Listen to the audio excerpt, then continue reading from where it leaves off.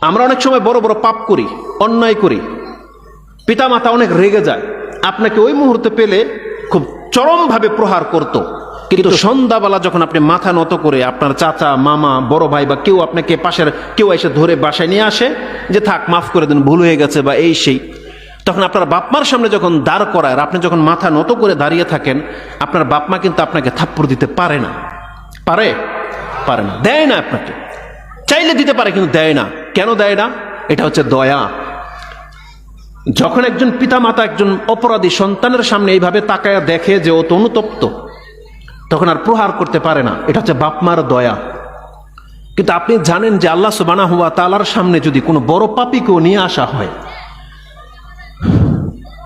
আর আল্লাহ যদি তার সাথে কথা বলে, হাদিসের বর্ণনা যেটা পাচ্ছি, সে যত বড় পাপী হোক, আল্লাহ যদি ফেস টু ফেস ওর সাথে কথা বলে, আল্লাহ ওকে ক্ষমা করে দেবেন।